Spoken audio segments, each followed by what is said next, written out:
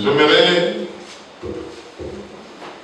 ce matin commencer le programme que nous avons. Nous avons un programme de prière de combien de semaines? De 5 semaines, qui va nous introduire vers le mois de décembre. Nous allons terminer le 5 décembre. Et ce travail va tourner autour du thème que nous trouvons dans Jean chapitre 8 et le verset 36. Ce travail va tourner autour du thème de Jean chapitre combien? 8 et le verset 36 que j'aimerais qu'on puisse lire. C'est ce passage qui va nous aider. Qui va nous aider à bien comprendre les choses et ça va nous pousser dans beaucoup de prières. Et nous allons nous entretenir autour de beaucoup de choses. Et j'aimerais que chacun de nous prépare son stylo, son carnet, que chacun de nous soit prêt, parce qu'il y a des choses qui vont nous aider à prier avec, que nous devons le mentionner. J'aimerais qu'on lise Jean chapitre 8, verset 36. Si donc le Fils vous a franchi, vous serez réellement libre. Si donc le Fils vous a franchi, vous serez réellement libre. Et le verset 32, si nous rentrons un tout petit peu en arrière, la Bible dit, vous connaîtrez la vérité et la vérité vous affranchira. Ce travail, c'est un travail de profondeur, c'est un travail d'illumination, c'est un travail d'éclairage.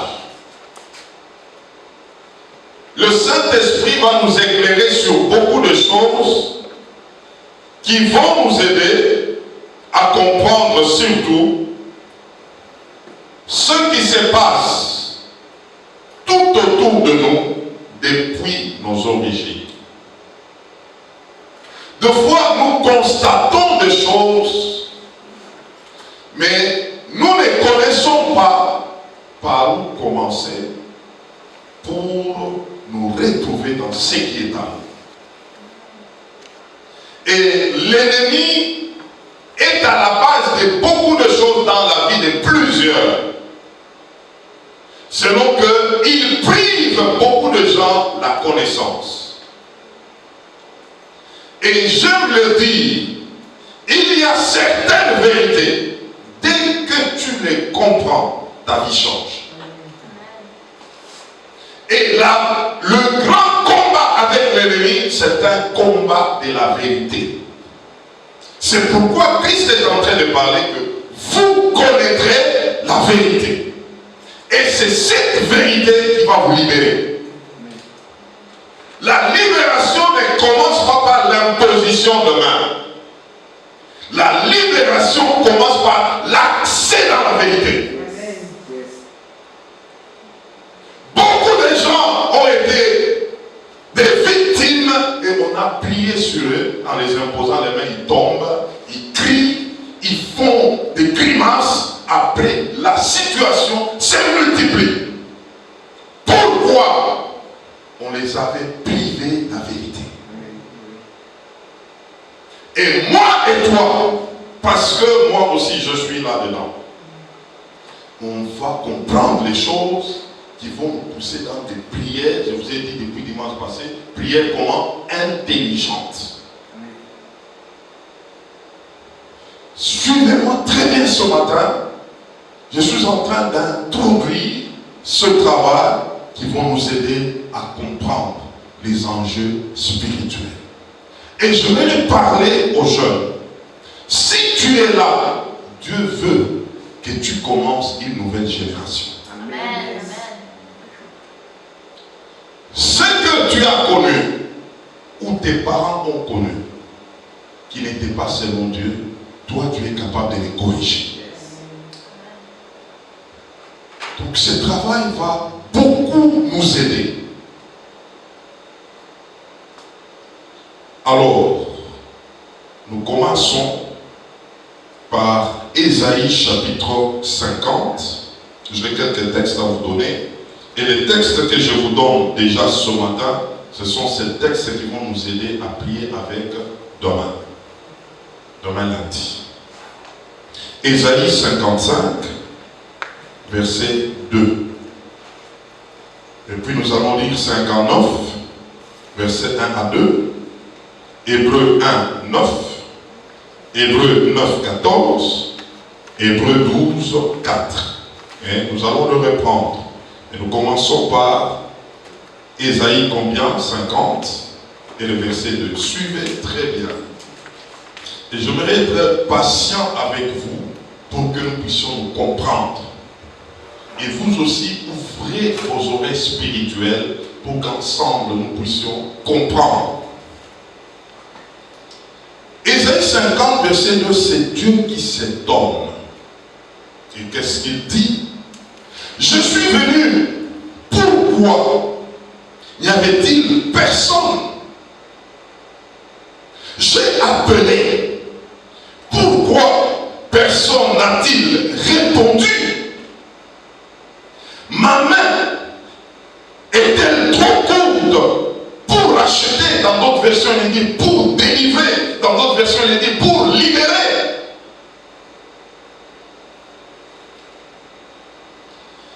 N'ai-je pas assez de force pour délivrer? Par ma menace, je dessèche la mer, j'ai réduit le fleuve en désert, leurs poissons se corrompent faute d'eau. Dieu est en train de s'étonner. Est-ce qu'il y a des gens qui veulent s'en sortir dans la vie sans pour autant passer par Dieu? Quelqu'un qui veut être bien, quelqu'un qui veut réussir sans passer par Dieu, est-ce qu'il est là? Vous allez voir quelqu'un te dire, j'ai des projets, je suis en train de préparer des choses, mais cette personne ne cite pas Dieu.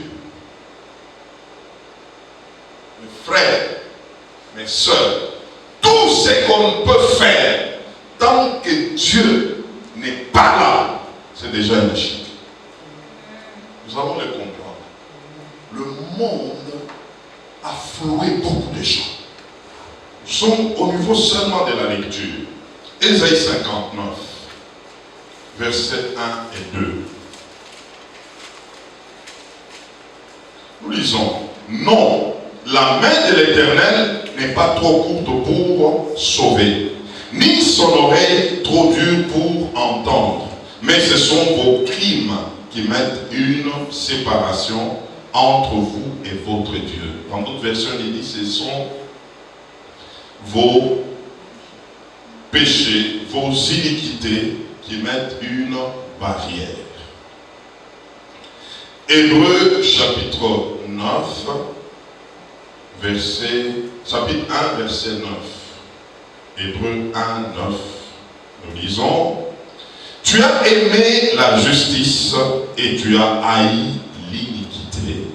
C'est pourquoi, ô Dieu, ton Dieu t'a oint d'une huile de joie au-dessus de tes bouts. Aimer la justice et haïr l'iniquité.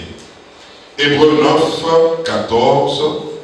Hébreux 9, 14, la Bible dit, combien plus le sang de Christ qui, par un esprit éternel, s'est offert lui-même sans tâche à Dieu, purifiera-t-il votre conscience des œuvres mortes, afin que vous serviez les dieux vivants. Nous allons comprendre ce matin comment est-ce que l'ennemi a attaqué les gens de l'intérieur, a tué beaucoup de consciences. Et Dieu va nous amener aujourd'hui à une autre dimension. C'est pourquoi je vous demande la patience ce matin. Hébreux 12, verset 4. Hébreux 12, vous connaîtrez la vérité vous rendra libre. Verset 4. Vous n'avez pas encore résisté jusqu'au sang, et je l'ai dit dimanche passé, jusqu'à vos origines, en luttant contre les péchés. Amen. Dans Ésaïe, nous venons de lire, comme je le dis, Dieu est en train de s'étonner de ce que personne n'est venu vers lui. Personne n'a répondu à son appel. Tout homme qui est sur cette terre, il est appelé à répondre à l'appel de Dieu. Selon que c'est Dieu qui nous a placés dans ce monde, nous devons faire avec lui. Mais les hommes ont laissé la voie de Dieu pour chercher leur propre voie. Et Dieu est en train de tendre la main vers l'homme. Mais l'homme ne répond pas. Mais l'homme ne le regarde pas. L'homme est en train de faire, mais les choses compliquent l'homme. Et même quand ça le complique, l'homme s'enfonce davantage. Et donc nous venons des générations de personnes qui n'ont pas répondu à l'appel de Dieu. Qui ont refusé l'appel de Dieu. Ils se sont retrouvés dans le mariage. Ils se sont retrouvés dans la vie. Ils se sont retrouvés dans des choses, mais sans Dieu. Et nous devenons des produits de ces personnes. Et c'est comme ça que des choses sont en train d'aller de mal en pire, en train de se compliquer davantage. Parce qu'il y a eu des gens à qui Dieu avait demandé la main. Ils ont refusé, mais ils se sont retrouvés dans la vie faisant des choses sans Dieu. Beaucoup de gens aujourd'hui sont les conséquences de ceux qui avaient refusé la main de Dieu. Alors, ils deviennent des produits des conséquences. Ils commencent à pleurer. Ils cherchent à comment se retrouver, mais en réalité, le problème est ailleurs. L'ennemi est champion d'amener des gens à travailler les conséquences au lieu de travailler la cause. Tant que tu chercheras à guérir les conséquences, la cause va continuer toujours à faire son travail. C'est pourquoi, si nous voulons arrêter une hémorragie, nous devons aller à la source de cette hémorragie. Ceux qui ont refusé Dieu dès la source, ils sont les produits de ce que d'autres sont en train de vivre aujourd'hui. Alors, Dieu est en train de dire, je suis en train de poser des bases. Dans Ésaïe 59, il est en train de dire, ma main n'est pas courte pour agir, ni mon oreille dure pour entendre. C'est comme quelqu'un qui est en train de dire à quelqu'un, fais avec moi, ça va marcher, viens vers moi, je vais avec toi. Mais l'homme n'a pas fait avec Dieu. Et donc il y a eu une barrière entre l'homme et Dieu.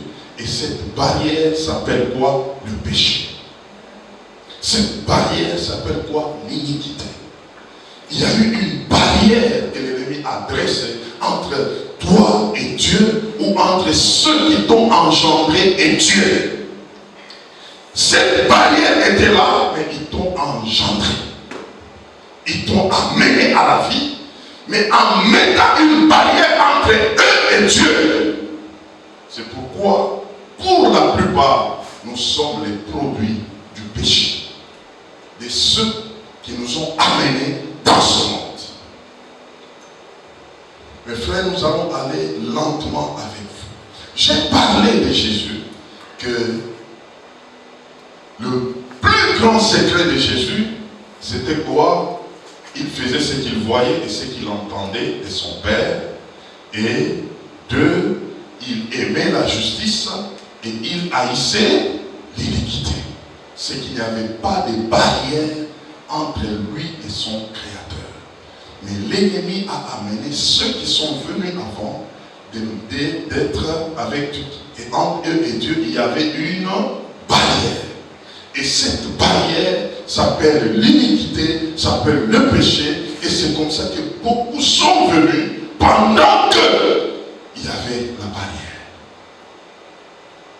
Et je vous ai dit, aujourd'hui, beaucoup de gens ont des problèmes, non pas parce qu'eux ont fait des choses, mais parce que la source par laquelle ils sont venus, cette source n'avait pas Dieu.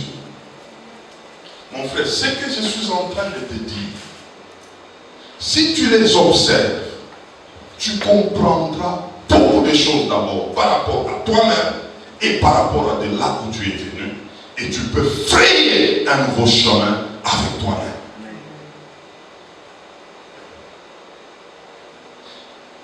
Aujourd'hui, beaucoup de gens souffrent de l'intérieur, mais ils préservent l'extérieur. L'ennemi a détruit beaucoup de personnes de l'intérieur et il laisse l'extérieur comme une apparence. Comme ces figuiers, Jésus a regardé, les figuiers avaient des feuilles. Mais les figuiers n'avaient pas donné de fruits. Le problème que Jésus avait avec ces figuiers, c'était le fruit. Et le fruit commence de l'intérieur vers l'extérieur. Et quand on tue l'intérieur, l'extérieur, même si elle est d'apparence, ça ne produira rien du tout. Je suis en train de dire, dans ce travail, nous allons beaucoup plus travailler l'intérieur avant d'atteindre l'extérieur. L'intérieur, c'est ça ta source. L'intérieur, c'est ça ton commencement. L'intérieur, c'est ça tes origines. Hébreux chapitre 10, verset 22, ça je me mets qu'on lise. Et comme je suis en train de dire, le passage que nous lisons, nous allons nous en servir pour la prière durant la semaine. Hébreux chapitre 10 et le verset 22, la Bible nous dit, approchons-nous avec un cœur comment? Sincère, dans la plénitude de la foi, les cœurs purifiés d'une mauvaise conscience et les corps lavés d'une eau pure. On nous demande de nous approcher à partir du cœur d'abord. Est-ce que nous sommes ensemble? Dans la plénitude de la foi, d'abord les cœurs. Et puis on nous amène au niveau de la conscience de l'âme. Ça c'est l'âme. Et puis après, on parle de la purification du corps. Donc quand Dieu nous voit, il nous regarde d'abord par l'esprit, après l'âme et enfin les corps. Mais regardez comment est-ce que l'ennemi fait. L'ennemi a attaqué l'intérieur de l'homme et il a laissé l'apparence extérieure de l'homme. Quelqu'un peut se retrouver, il pleure à l'intérieur, à l'extérieur il est là, non, bon, ça va aller, nous sommes là, ça va, oh, c'est bien. Et puis quand vous regardez aussi quelqu'un qui dit ça va, il est bien habillé, ça va, il est en bonne santé, ça va aller. Mais l'intérieur, la personne quand elle se retrouve seule, la personne est en train de pleurer. La personne quand elle est seule, elle n'a pas de famille. La personne quand elle est seule, elle ne sait pas par où commencer. La personne quand elle est seule, elle regarde sa famille. Il n'y a pas d'issue. La personne quand elle est seule, elle regarde les situations. Elle se demande qu'est-ce que je dois faire. Mais quand on lui pose la question, comment ça va? Non, ça va bien. Ça va bien. viennent les suicides. C'est ça le problème. L'intérieur est rongé. Les gens pleurent. Mais quand il se retrouve avec les autres, ils disent ça va, ça va. Mais quand il est seul dans sa maison, il dit je dois me tuer. Ça ne va pas. C'est comme ça que les gens se tuent. Le combat de l'intérieur, c'est un combat très dangereux. Quelqu'un peut être avec toi aujourd'hui, mais demain tu entends que la personne a piqué une crise. Il a fait des choses à l'intérieur et il ne savait pas comment s'en débarrasser. C'est pourquoi je vous dis, ce travail doit commencer par l'intérieur. Mes frères, à partir d'aujourd'hui, commence à dire, je refuse la vie des apparences. Je refuse la vie des apparences. Je dois traiter les vrais problèmes. Je dois m'attaquer aux vrais problèmes. Tant que tu ne seras pas bien à l'intérieur, c'est que tu n'es pas encore bien. C'est que tu n'es pas encore bien. Alors, qu'est-ce que l'ennemi a fait? Aujourd'hui, on va les démanteler. Je suis en train de dire que le système de l'ennemi sera démantelé, mis à nu, pour que toi tu sois libre. L'ennemi attaque les gens de l'intérieur, il tue leur intérieur. Et l'intérieur de la personne, il y a l'esprit, il y a l'âme. Maintenant, dans l'esprit, l'esprit c'est la dimension qui doit être en contact avec Dieu direct. Parce que quand quelqu'un est né de nouveau, c'est son esprit qui est né de nouveau. Mais son âme, l'âme de l'homme a un salut progressif. Je m'excuse. Ça veut dire quoi? L'âme de l'homme, pendant que l'homme était pécheur, c'est l'âme qui vivait et son corps. Et dans l'âme, c'est là qu'il y a toutes les informations. C'est là où il y a les sentiments. C'est là où il y a la réflexion. C'est là où il y a les pensées. C'est dans la où l'ennemi détruit l'âme. Le péché loge dans l'âme. C'est-à-dire l'esprit est coupé de Dieu. L'homme commence à vivre avec son âme. L'homme commence à pécher parce qu'il y a une barrière entre lui et Dieu. Et l'âme est ravitaillée par le diable.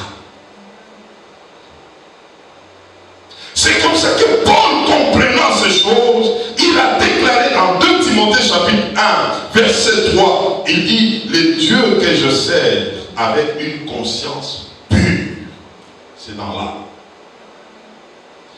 Acte 24, 16, il est en train de dire, c'est pourquoi je m'efforce constamment d'avoir une conscience sans reproche devant Dieu et devant les hommes. Une conscience sans reproche. Je te pose la question, est-ce que ta conscience est sans reproche? C'est là-dedans où il y a des choses. Alléluia. Dans la conscience de l'homme, il y a des choses où l'homme seul connaît. Et le diable, et parce que Dieu est omniscient, et Dieu, c'est fini. 3 personnes peuvent gérer une conscience. Dieu, en réalité, on ne l'a pas invité à gérer la conscience parce que lui connaît, mais il y a des gens à qui l'ennemi a déjà pris captif de leur conscience. Comment il a détruit la conscience de l'homme. Je vais vous expliquer comment il détruit la conscience de l'homme. C'est amener l'homme dans des choses compliquées qui deviennent de poids. Pour se libérer, l'homme devient incapable. C'est dans cette conscience où l'ennemi tue les gens. Vous savez, je vais vous donner un exemple. Quelqu'un, on peut l'amener à tuer l'autre. Il accomplit le meurtre, mais il n'y a personne qui l'a vu. L'ennemi dit, garde ça en secret. Ces choses se gardent où? Dans la conscience. On a tué la conscience de quelqu'un. Mais dans cette personne, quand elle évolue avec le diable. Le diable dit, on garde ses secrets. Et moi, tu me sers. Si tu refuses, je vais dévoiler la chose. Alors l'homme commence à vivre avec une charge. Il est incapable de libérer, incapable de se repentir, incapable de se délivrer. Mais celui qui est témoin de la chose, il y a Satan et lui, et comme Dieu est omniscient, Dieu aussi est omniscient. Maintenant, quand quelqu'un peut aller vers Dieu, il commence à servir Dieu, Satan lui dit, ça ne parle pas. Dis seulement à Dieu, pardonne-moi de ces choses-là, et ça s'arrête là. C'est qui a Dieu pour les gens.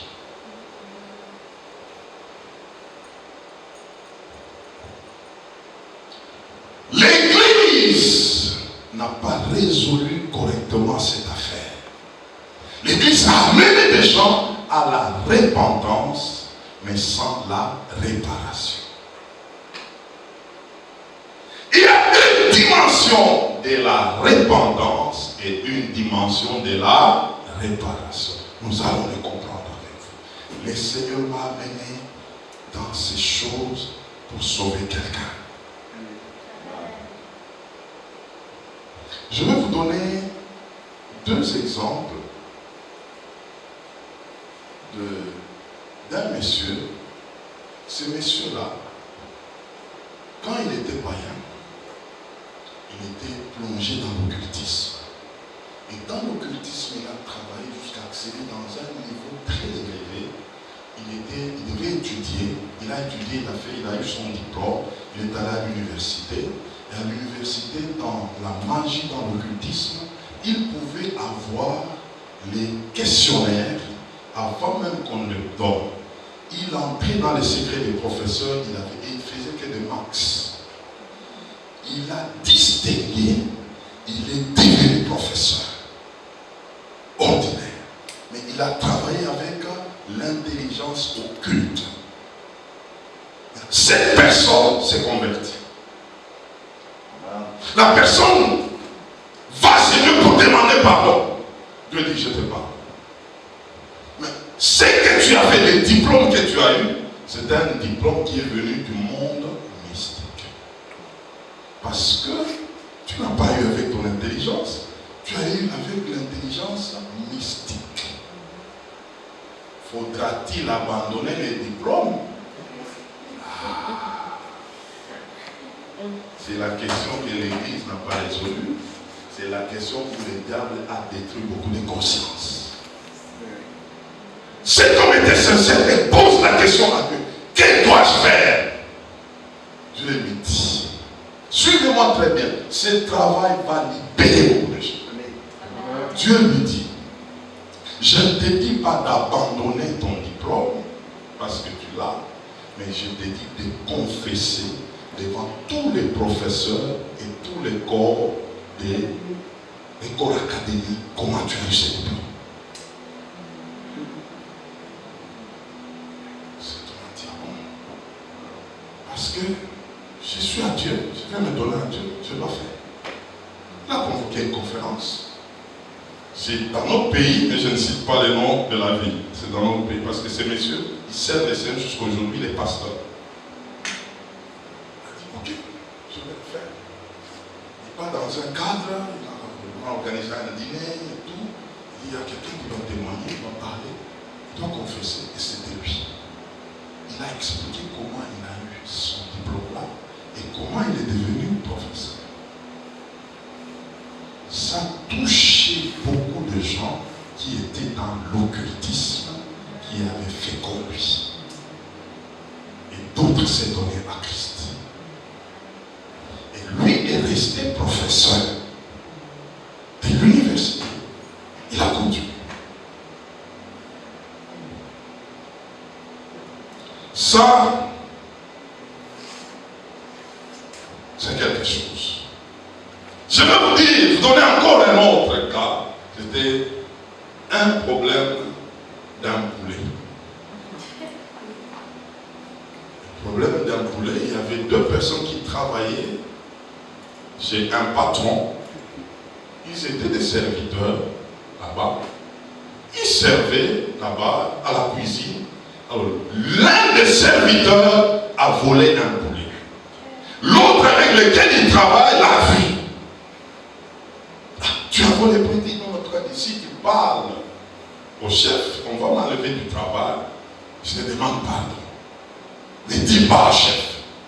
L'autre dit, ok, il n'y a pas de problème.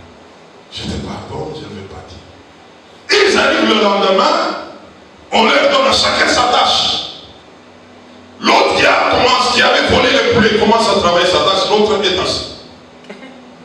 Il termine son travail, l'autre dit, fais maintenant mon travail. Je dois faire, on nous a donné à deux des poulets. Attention. Comme il ne faut pas qu'il me trahisse, il s'est mis à travailler. Il prend sa place, il travaille. Le lendemain, le monsieur là s'est reposé pendant au moins une semaine. L'autre ne faisait que son travail. Il veut hausser sa tête. Attention à l'affaire du poulet là. Il était devenu esclave. Jusqu'à ce qu'un jour, il s'est dit non, je souffre. Je dois parler avec le chef. Le chef, je vais te parler. J'ai eu un problème. On travaillait et j'avais volé le poulet. Et je ne te demande pas. Le chef le regarde. Non, c'est plus à faire. Je te pardonne. Merci, chef. Le lendemain, on donne le travail, l'autre dit travaille pour moi. Non, non, je ne le fais pas. Tu ne le fais pas. Poulet, ça fait rien. Ça fait rien. Je vais dire, je ne sais pas dire. Oh. Il va chez le chef, il parle. Chef, le monsieur, il avait volé le poulet. Le chef dit oui, je suis au courant. Il m'a parlé. Et je te dis, si toi tu le fais, toi je vais te mettre en.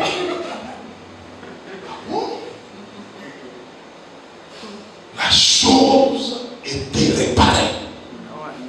La personne n'était plus esclave. Maintenant, l'ennemi, qu'est-ce qu'il fait? Il maintient les gens dans l'affaire du poulet. Il les amène à faire autre chose. Il dit, si tu ne le fais pas, poulet est là. Je vais dévoiler l'affaire. Et quelqu'un cache les choses, il continue à aller, mais étant esclave de ces choses. Vous savez, aujourd'hui, la base de beaucoup de faiblesses spirituelles réside dans ces choses-là. Lorsqu'on n'a pas bien réparé les choses. L'ennemi devient fort vis-à-vis de toi parce qu'il sait qu'il y a des choses, des confidences qu'il possède entre toi et lui. Et Dieu, parce qu'il est omniscient, mais lui-même garde des choses avec toi qui te renferment. Quand tu regardes quelqu'un, un enfant de Dieu, il est tombé. Quand tu regardes bien, il y a eu l'affaire du poulet avec Satan. Des choses qu'il n'a pas pu régler. Il est incapable de les régler. Il se dit, je ne peux pas parler. Il se dit, je ne peux pas me libérer. Ça risque de créer des scandales. Et lorsqu'on ne veut pas de ces scandales, soi-disant, on fait quoi? On les garde. Et ça nous rend comment? Faibles spirituellement. Les flèches de l'ennemi peuvent entrer. Je vais vous donner, je dois être vraiment pratique parce que ce travail, je l'ai fait pendant beaucoup d'années. Et j'ai compris qu'à la repentance, il faut joindre la réparation. Moi, j'ai connu des problèmes. Moi, on m'a déjà menacé à cause de la repentance. Déjà. Et ça a aidé des vies. D'ailleurs, quand je parle comme ça, je me rappelle d'un problème que j'avais eu. Je crois que je vais vous le dire aussi. Il y avait eu une femme. On a prié avec elle pendant beaucoup d'années. Cette femme, elle était toujours mince comme ça. Elle n'avait pas de santé. Elle était là. comme ça, chétive, mais quand tu la regardes en elle, c'était une belle femme. Mais la chair était déjà attachée à la peau. Un jour, on parlait, on enseignait. La femme a dit non, non, il faut qu'elle nous parle. Alors, cette femme est venue nous parler. Elle dit, j'ai un problème, ça fait très longtemps. Il y avait un charlatan qui était venu me dire, il fallait qu'il me baptise. Nous sommes allés avec lui à la montagne. Arrivé là-bas, il fallait dormir là-bas. La femme était mariée. On arrive là-bas la nuit, le monsieur là, il m'a demandé pour me baptiser, il fallait d'abord qu'il puisse coucher avec moi.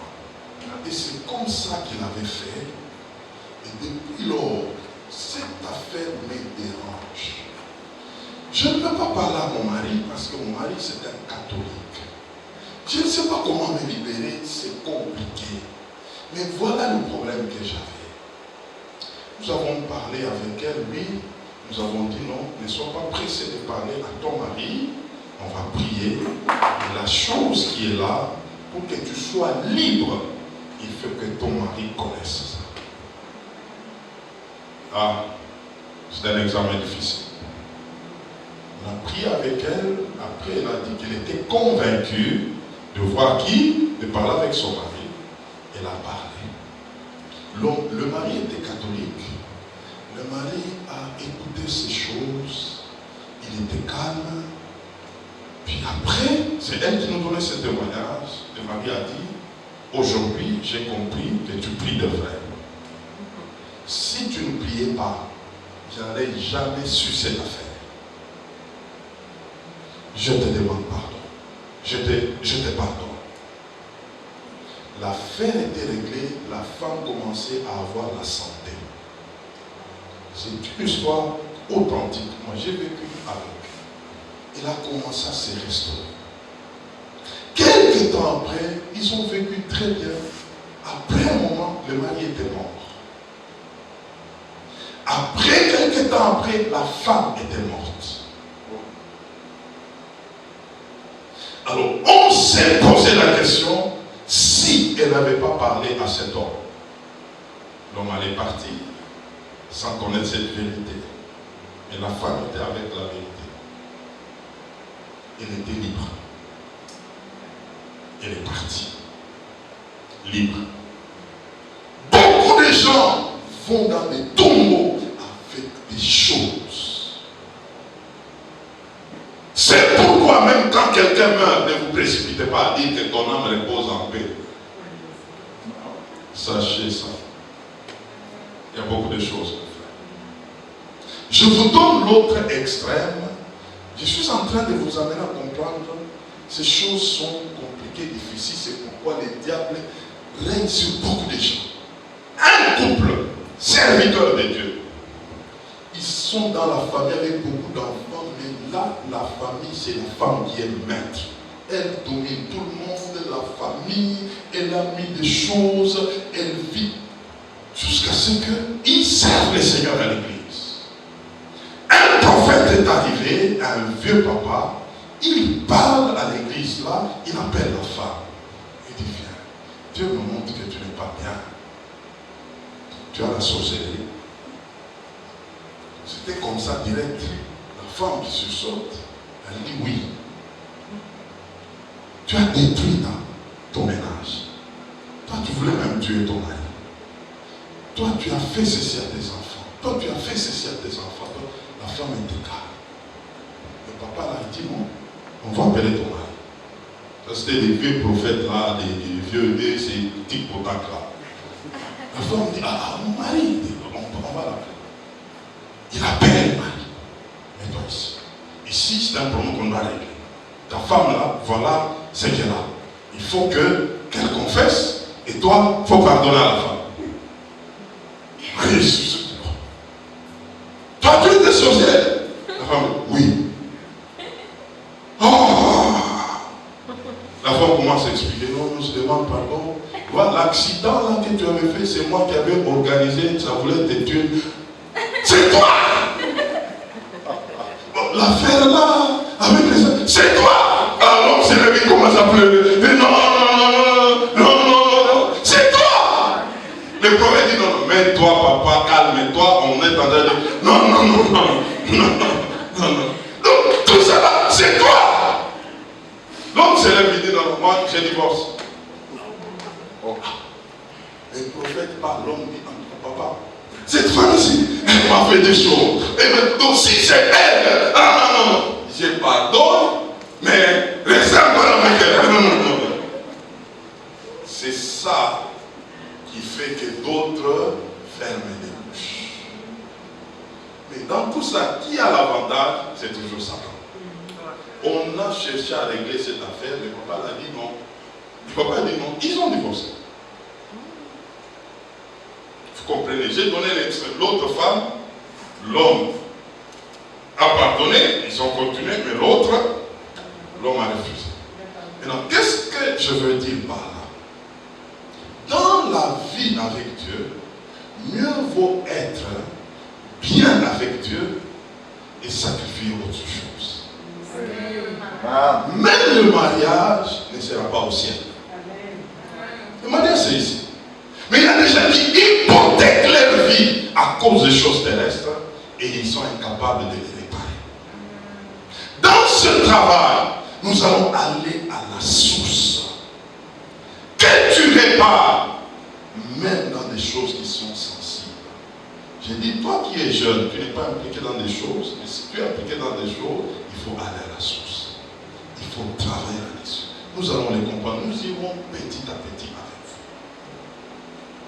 Alors, l'autre extrême a fait que beaucoup de gens, par prudence, par n'ont pas voulu avoir des problèmes. Je ne parle pas. Je garde. Mais l'ennemi, lui, c'est par là il rend ces personnes moins spirituelles, moins fortes. Tu ne peux pas tenir. Quand il y a une flèche qui arrive, ça atteint la personne. Quand il y a une situation, l'ennemi veut jouer avec une famille, il passe par toi. Il faut regarder que telle prise. Pourquoi cette affaire? Il y a eu des choses que l'ennemi l'a gardé captif au niveau de la conscience. Il n'y a que la conscience qui connaît ces choses. Il n'y a que la conscience qui est en train de gérer ces choses. Les secrets qu'on n'arrive pas à sortir, on se dit non, je vais détruire, je vais créer des scandales. Il n'y aura pas de scandale. C'est les mensonges de l'ennemi. C'est les mensonges du diable. Et ça a amené beaucoup de gens dans des problèmes. Alors nous allons aller palier par palier. Le plus grand problème ou les commencements de ces choses sur le plan de conscience, c'est au niveau des choses qui se sont passées dans des rapports sexuels. Ça c'est au premier plan. 1 Corinthiens chapitre 6, versets 15 à 18. Paul les explique très bien. Il parle de l'apport sexuel en disant ces choses ont des conséquences depuis notre esprit, notre âme et nos corps. Suivez-moi très bien. La semaine ici, nous allons prier par rapport à ça. C'est pourquoi il faut que je vous explique très bien. Dans 1 Corinthiens 6, la Bible est en train de dire lorsque une personne se met ensemble avec l'autre par des rapports sexuels, ils deviennent une seule chair. Il y a union avec la personne. Et cette union, beaucoup de gens croient que dans les rapports sexuels, il y a l'union physique. Beaucoup de gens pensent à ça. Mais avant qu'il y ait union physique, il y a d'abord union spirituelle, union de l'âme, parce qu'il y a des sentiments, et puis union du corps. Maintenant, dans tous ces trois compartiments, il y a déjà la communication démoniaque. C'est pas ça. Dans ces trois niveaux. C'est pourquoi beaucoup de gens ont traité des cas physiques dans les rapports sexuels, ils n'ont pas traité des cas spirituels et des cas de l'âme. Alors, cette union-là crée démons, des transferts des étoiles, des destructions des étoiles, des destructions des destinées à ces trois niveaux-là. Mais beaucoup regardaient encore, ils n'ont pas regardé à la dimension spirituelle, à la dimension de l'âme. Et ça pose problème. Et ça détruit beaucoup de gens. Dans les rapports sexuels, il y a des mystères. Il y a des communications. Il y a des communications des sentiments. C'est pourquoi il y a eu des gens, lorsqu'il est parti avec une telle personne, il devient incapable de s'arrêter, de se séparer avec la personne. Vous parlez, la personne n'accepte pas, la personne est toujours derrière l'autre. Mais vous dites que, mais qu'est-ce qui se passe? Il y a eu des transferts. D'autres, ils se retrouvent plus, ils ne sont plus se laisser. Vous dites que non.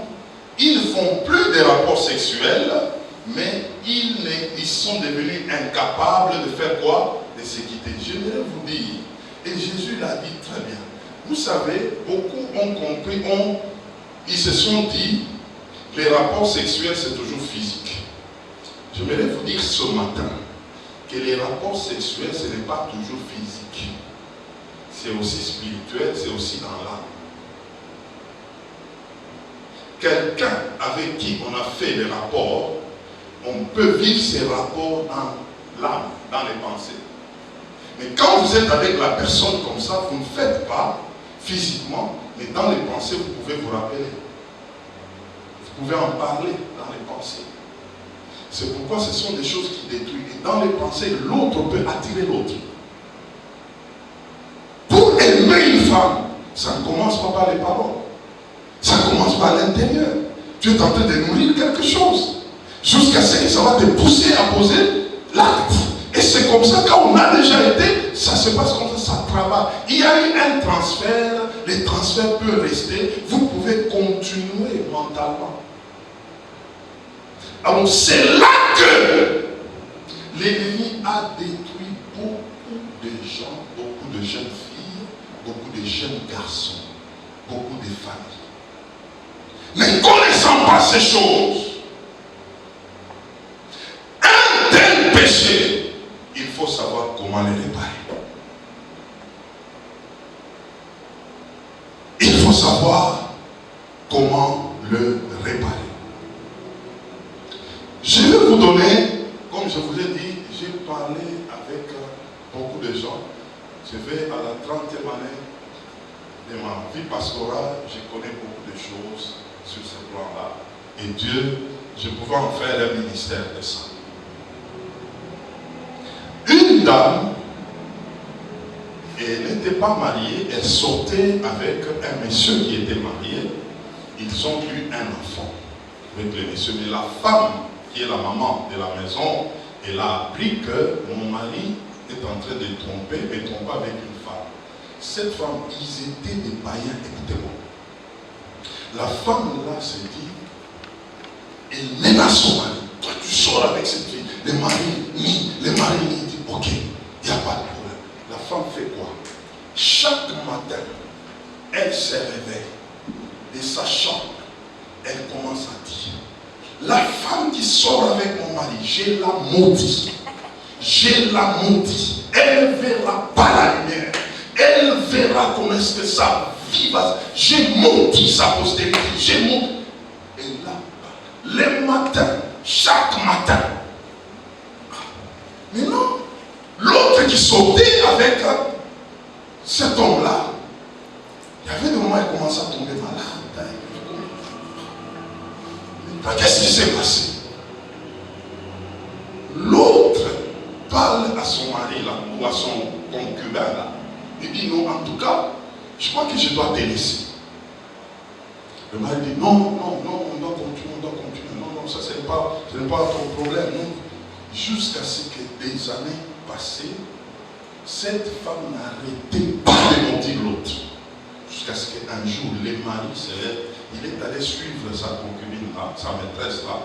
Il dit non, je crois qu'il faut qu'on se sépare. Il a expliqué. Et c'est elle qui nous expliquait. Elle dit, mon mari là m'a dit, chaque matin, ma femme là, elle ne fait que te mentir. Elle t'a beaucoup menti. Elle a dit non, en tout cas, moi aussi je fais quoi? J'arrête. Je vais le dire ce matin. La Bible est en train de parler dans Proverbe chapitre 26, verset 2, que toute malédiction sans cause n'a pas d'effet. Mais je vais vous dire maintenant le contraire a des effets. Une malédiction à cause a des effets. C'est quand on te maudit d'une manière injuste, ça n'a pas d'effet. Mais quand on te maudit et que tu es là-dedans, ça a des effets. Cette femme, l'option qu'elle avait, c'était de partir, d'arrêter.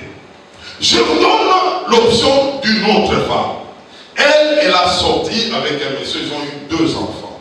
Pendant qu'ils vivaient, jusqu'à ce que la femme là, la maîtresse, s'est convertie. Dieu lui dit, le monsieur avait beaucoup d'argent, Dieu lui dit, maintenant comme tu t'es converti, retire-toi. Retire les enfants. Ne touche à rien de cet homme-là. Demande pardon à la femme de ces messieurs-là. Ces couples-là étaient des païens. Elle s'est convertie, elle est chrétienne. Dieu dit, tu vas demander pardon à la femme et commence à prier pour eux deux pour qu'ils se convertissent. C'est ça la réparation. Il dit d'abord, elle est païenne, je vais aller le voir. Il dit non, elle va m'injurer. D'ailleurs, cette femme-là, elle a déjà parlé beaucoup. Elle savait comment est-ce que l'autre vivait avec. La réparation, il fallait aller la voir. Elle dit, ok, je vais aller. Elle arrive, elle trouve la femme, elle demande par la femme-là, injuriée, elle a craché sur elle, mais elle l'avait parlé. Elle a demandé pardon. Elle est rentrée. Dieu dit maintenant, quitte la ville. Ne vois jamais cet homme dans ton passage. Retire-toi et commence à prier pour eux deux pour qu'ils se convertissent. Cette femme, ce que je vous dis, c'est la femme elle-même qui me disait. Elle a mis de temps pour prier pour eux. Ils se sont convertis. Ils servent les seigneurs et eux. Le couple. Et l'autre sert aussi les seigneurs. C'est comme quelqu'un qui a réparé des choses et était venu troubler des choses où il y avait des gens qui étaient serviteurs de Dieu. Il a troublé toute une famille comme ça. Alors, j'aimerais vous dire une chose. Il y a des péchés qu'on demande pardon et il y a des péchés qu'on demande pardon et on doit réparer. Alors, j'aimerais vous dire, lorsqu'on attaque, on a fait des choses dans une famille. Prenons le cas de cette femme. La réparation, ce qu'elle a fait avec cet homme, elle avait d'abord offensé qui? Dieu. Deuxièmement, elle l'avait offensé à elle-même. Troisièmement, elle avait offensé l'homme. Quatrièmement, elle avait offensé sa femme, la femme de cet homme. Cinquièmement, elle avait offensé les enfants de cet homme si l'homme était marié. Ça veut dire quoi? Si la femme de cet homme crie, ça t'atteint. Si les enfants crient, ça t'atteint. Alors la réparation, quand on la néglige, c'est là qu'il y a des gens qui vivent, mais avec des charges. Parce qu'il y a quelque part des gens qui ont crié, ça trouve les effets. Quelque part, la femme crie, ça trouve les effets. Et ça commence à ronger des gens, mais qui sont avec Dieu. On les avait demandé seulement à se repentir devant qui? Devant Dieu. Sans réparer. Je vous dis, ces choses, j'ai vécu avec. Il y a une femme, c'est ce qui m'était monté toujours au pays, que j'ai dit que je voulais vous partager, et parce qu'il n'y en avait même pas préparé, et ça vient, je vous l'ai dit. La femme était avec son mari. Son mari, c'était un coureur de jupons, partout, les femmes et tout, et la femme s'est dit non, moi aussi, je vais commencer à tromper mon mari parce que lui aussi, il n'est pas correct. Il a commencé à faire. Maintenant, l'homme là où il est allé, l'homme est tombé, il a eu le sida. Il revient à la maison, la femme ne savait pas de tout ça. Maintenant, la femme s'est convertie. Quand elle s'est convertie, Dieu me parle. Il dit, parle avec elle, dit à la femme qu'elle doit demander pardon, elle doit confesser à son mari. Je dis que non, tu lui dis qu'elle trompe son mari. J'appelle cette femme, je lui parle, cette femme m'a injurié. Qu'est-ce que tu veux savoir de moi? Qu'est-ce que tu veux? Elle m'a parlé. C'est comme ça que je te voyais, tu étais en train de me porter des sentiments, tu étais en train de préjuger. J'étais calme parce que je savais que ça venait de Dieu. Quelques temps après, elle était devenue calme et après elle a commencé à pleurer. Elle dit, pasteur, tout ce que tu dis est vrai. Frère, comment est-ce que l'ennemi fait? Elle m'a injurié, elle a crié sur moi et la chose était vraie. Je lui ai demandé d'aller à genoux, j'ai prié pour elle, j'ai dit, parle à ton mari. Elle dit, je vais parler. Elle parle à son mari et son mari lui dit aussi qu'il est déjà malade. La femme est venue en pleurant vers moi pour me dire, elle dit, toi tu ne vas pas mourir. Toi tu vas aller parler avec Dieu. Quelques temps après, l'homme est mort. Elle est en vie jusqu'au jour. Il est en vie jusqu'au jour. L'ennemi a détruit beaucoup de gens sur ce point-là. La réparation. La conscience. C'est pourquoi il y a des gens, et j'aime le dire, il est difficile pour qu'ils se convertissent à cause de leur conscience. Ils ont fait beaucoup de choses avec le diable et le diable leur a convaincu que si tu dis on te tue, la personne ne dirait pas. Mais vous mourir. Je vais conduire. C'est pourquoi il y a des gens qui fument du chanvre, il y a des gens qui prennent les boissons fortes pour que leur conscience ne travaille pas. Parce qu'il y a beaucoup de choses dans leur conscience. Ils ont fait des choses extra, des choses monstres. Et l'ennemi les a amenés à dire, ne les dévoile pas, meurs avec. Mais je suis en train de dire, toi qui as accédé à cette vérité, si ce n'est pas toi, tu peux sauver quelqu'un. Tu peux sauver quelqu'un. Il y a des gens qui souffrent de ces choses. Il est là, il aime les choses de Dieu, mais tu ne sens pas une percée. C'est à ce niveau-là. Il y a des choses difficiles à sortir. D'ici, je les sors, la famille se divise. Si je les sors, c'est des scandales. Mieux vaut mourir avec. Alors vous voyez que les gens tournent en rond. Aujourd'hui, ils vont chez Dieu. Après, vous voyez, maintenant, ils sont encore dans des bars, en train de boire, en train de faire. Donc, le problème, c'est là. C'est là. Quand l'ennemi commence à attaquer, poulet. Il dit, ah bon, j'ai les la personne rentre encore. Elle continue encore. Il est temps de dire non. Ces choses ont fait des ravages dans les familles. Vous savez, quand un père fait quelque chose, lorsque le fils cherchera à le faire, il le fera plus que le père. L'enfant fera toujours plus que le père. David a eu 300 concubines. Salomon en a eu 1000.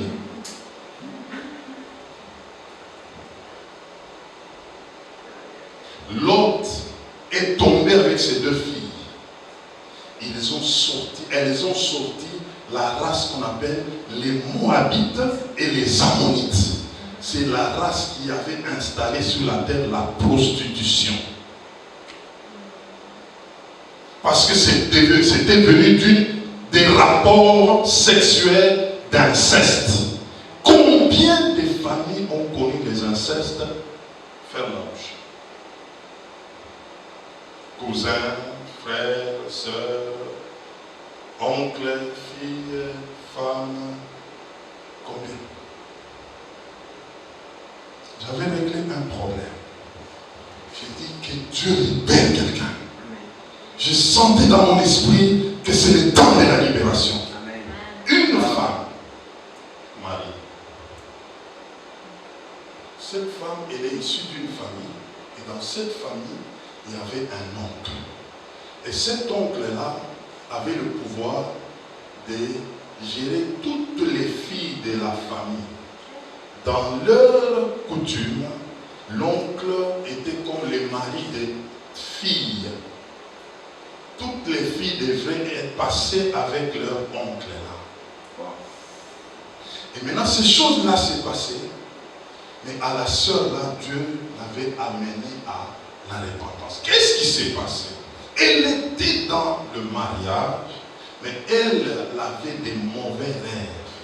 Entre autres, des rêves où elle est en train de coucher avec d'autres hommes. Et elle est dans son mariage. Ça commence à se développer. Elle est dans le mariage, elle couche toujours des nuits avec d'autres personnes. Et ça l'amène à dire que non, il y a un rapport qui s'est passé avec l'oncle et qu'il faut réparer. L'oncle là était un homme qui faisait trembler toute la famille. Pour l'affronter, c'était un lion. Maintenant, le Seigneur a parlé à cette femme en disant, tu dois faire une lettre de divorce. Tu écris à l'oncle. Tu lui dis que moi et toi, le mariage est fini. Parce qu'on l'avait connecté à un mariage et il était polygame de la famille. L'oncle. Mais toi, qu'on coupe ce mariage, écris la lettre. Écris cette lettre, va lui donner la main. Cette femme a réalisé qu'il n'était pas passé par l'inceste seulement avec cet oncle, il y avait aussi d'autres avec lesquels elle pouvait rencontrer un garçon et son frère, elle pouvait aller et avec les garçons et avec son frère. Ce sont ces choses qui lui arrivaient dans sa vie. Bon, des choses avaient commencé par qui? Par l'oncle. Tu vas voir ces personnes-là aussi. Tu vas leur parler que tu les libères et ils te libèrent, qu'eux aussi se convertissent. Réparation. La femme a prié, elle a écrit la lettre, elle est allée voir les lions, on dit les lions là. Les lions est arrivé, c'était un monsieur, il dit, la femme l'a tendu la lettre, c'est là qu'elle expliquait, je tends la lettre au monsieur. Il ouvre la lettre, il lit la lettre, et c'était écrit, moi et toi c'est fini, divorce, c'est arrêté. Le monsieur regarde, il lit la lettre. Ok, ça va. C'est comme ça qu'il est parti. L'affaire était terminée. On l'a mouillé. Il ne savait pas regarder la fille en face. La dimension de la réparation. La dimension de la réparation. Vous savez, ces choses, quand on ne les répare pas dans une famille, il y a eu des rapports compliqués. Qu'est-ce qui se passe? Maintenant, ceux qui ont connu ces rapports ont la mission de les communiquer à d'autres générations, c'est-à-dire la génération des enfants. Comment ça se passe? C'est comme ça que vous allez retrouver. Lorsqu'il y a des parents qui ont connu des scandales à l'extérieur, ils amènent ces esprits dans des maisons. Comment ils font? Aujourd'hui, il y a eu des enfants qui ont déjà vu la nudité des parents sans que les enfants ne parlent. C'est ça la communication de ces esprits-là. Vous allez voir un papa qui dort avec sa fille de 10 ans sur le même lit. Ça, c'est en sorcellerie, la fille. Une maman qui dort avec un enfant, garçon de 12 ans. L'enfant voit comment est-ce que la maman dort. L'enfant voit comment est-ce que la maman s'échange. L'enfant voit comment le papa s'échange. Ce sont des communications. Des enfants qui vont aux piscines avec des parents en bikini. On est en train d'ensorceler ces enfants. c'est comme ça que l'ennemi fait les transferts. Je vous ai dit, les rapports, c'est le passionnement physique. Il y a des ondes qu'on communique. Et ça atteint les enfants. Et vous allez voir, la tendance des enfants, c'est là quoi? Les enfants veulent être nus. Ils aiment la nudité. Ils aiment les films de nudité. Ils aiment aller à des endroits où il y a la nudité. Il y a un transfert. Quand il faut acheter porter un habit, l'enfant préfère l'habit qu'on doit mettre ici. Et quand il commence à marcher, il commence à faire ça. Mais seulement là. Au lieu d'avoir, et quand il faut s'asseoir maintenant, on va s'asseoir.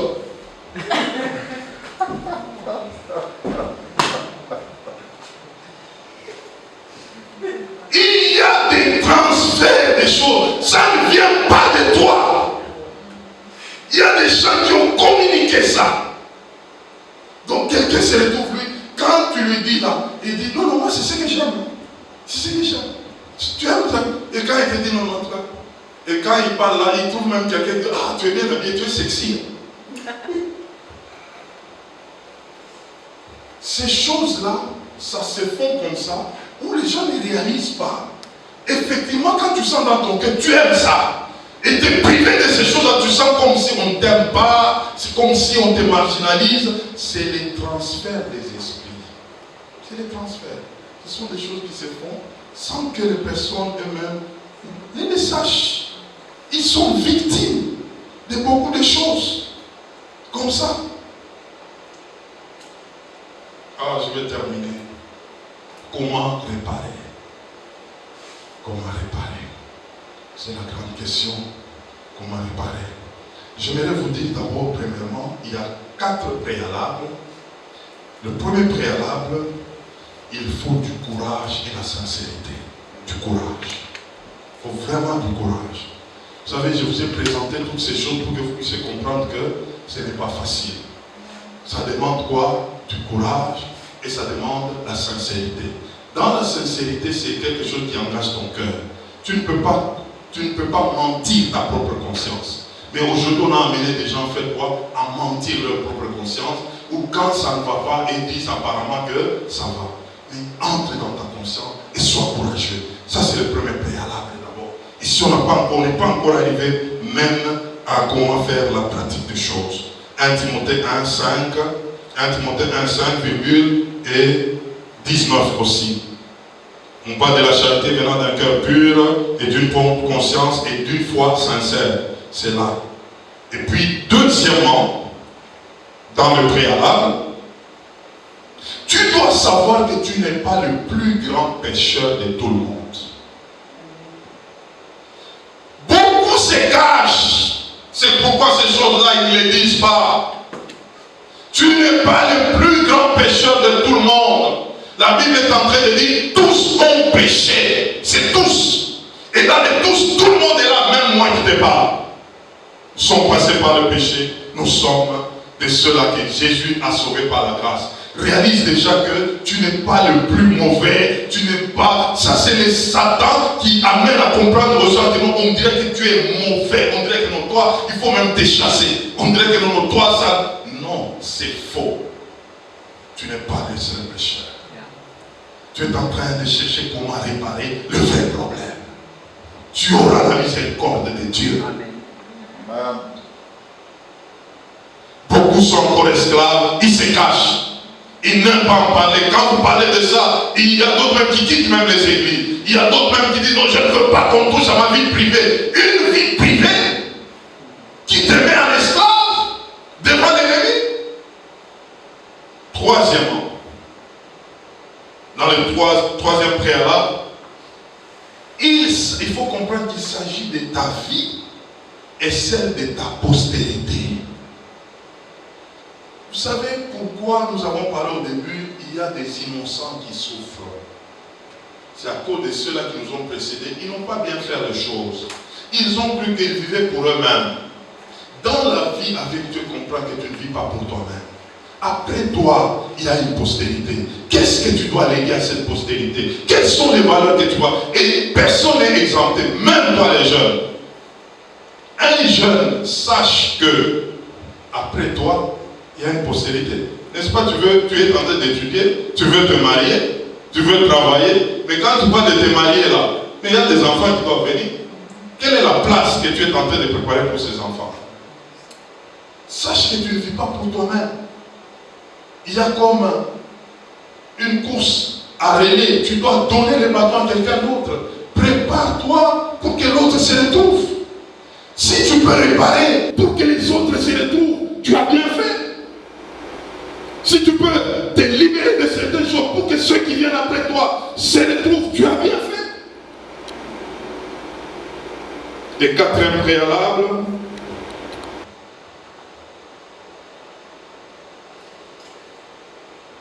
arrange ta vie pour ton éternité. Ce que tu fais, tu es en train d'arranger, c'est pour ton éternité. C'est pourquoi je parle même pour le mariage, même pour le couple. Le mariage n'est pas au ciel. Arrange ce qu'il faut arranger pour ton éternité. Quand tu commences à voir des choses, tu peux parler, tu peux réparer à n'importe quel prix. Ça, ce sont les préalables. Maintenant, comment réparer dans la dimension pratique? Premièrement, il faut se libérer devant Dieu. Confesser ces choses devant Dieu. Avec un cœur sincère, déclarant que Seigneur, je suis coupable de ceci ou de cela. Je fais ceci, je fais du mal à tel, je fais du mal en ceci, en cela. Déclare ça devant Dieu. Deuxièmement, la réparation. Il y a des choses, comme je l'ai dit, qui nécessitent la réparation. Il y a d'autres pas. Et là où Dieu te conduit vers la réparation, répare. Et très souvent, comme je vous ai dit, que dans la réparation, il y a des gens, prenons, tu as fait des choses avec une personne, et ici nous parlons dans la dimension des rapports sexuels. Tu es en train toujours de faire des songes, soit la personne te poursuit, soit c'est une autre personne, soit c'est... La personne est dans ton collimateur souvent. Il faut une réparation. Soit lui donner des paroles, comme l'autre à l'autre, on avait demandé à écrire des lettres de divorce, soit déclarer des choses sur cette personne, en termes de réparation, en disant je ne suis plus avec toi, j'ai déjà réparé ma vie, cherche aussi à réparer la sienne. Il y a de telles choses que tu peux déclarer. Et j'ai donné, ça c'est le deuxième point. Et ici, troisièmement, et ça j'aimerais vraiment que nous puissions le comprendre, lorsqu'on te demande de réparer, c'est pour couper les ponts. Couper les ponts avec toutes ces personnes. À cette dame, on lui avait demandé de quitter même dans la vie. Quitter la vie. Il y a des gens qui se sont séparés avec des personnes, mais qui sont restés en contact avec ces personnes-là par les enfants. Ils ont eu des enfants avec la personne non, envoie l'argent pour les enfants, et toi tu manges aussi cet argent. Le contact n'est pas coupé. Le contact n'est pas coupé. Dans les choses spirituelles, il y a des lois spirituelles. L'ennemi lui prend là. Il y a un contact. Parce que tu ne sais pas comment tu bouffes encore. Il y a quelque chose qui te lie avec d'autres. Il y a d'autres à qui on demande même de ne plus le revoir. Tu as déjà arrêté avec une personne et tu as son numéro de téléphone. C'est une relation qui a créé des problèmes, qui a créé des dégâts, et tu as son numéro. Il y a un contact. Il faut couper les choses jusqu'au fond. La personne peut t'atteindre. Il faut couper. Le monde spirituel a des choses. Troisièmement, il y a des personnes, quatrièmement plutôt, qui se sont séparées avec des gens, mais qui possèdent les biens de ces gens. Ça crée des problèmes. C'est par là que l'Église devrait jouer un rôle, et nous allons les comprendre pour dimanche prochain, parce que là, nous allons les prendre aussi dans la dimension de sorcellerie, occultisme, envoûtement, nous allons parler de ces choses. Beaucoup de gens aujourd'hui, lorsqu'ils ont fait des fétiches et qu'ils se convertissent, les fétiches les troublent dans leur maison, qu'est-ce qu'ils font? Ils amènent ces fétiches à l'église pour qu'on les brûle, n'est-ce pas? Mais quand c'est des choses qui étaient en bien, des biens, ils veulent dire, non, priez pour moi, sanctifier c'est bien. Donc on sanctifie aussi les fétiches que ça reste là-bas. Vous comprenez? Qu'on sanctifie, j'ai vu, on a vu dans une église, on a amené un gros serpent dans une église, on devait les tuer là-bas. Non, que les serpents restent là-bas, on les sanctifie à la maison. Mais quand c'est l'argent, les biens, les sociétés, non, il faut prier seulement qu'on sanctifie ce bien-là. Non, on continue. On va voir, c'est travail va libérer quelqu'un. Que Dieu bénisse sa parole. Amen.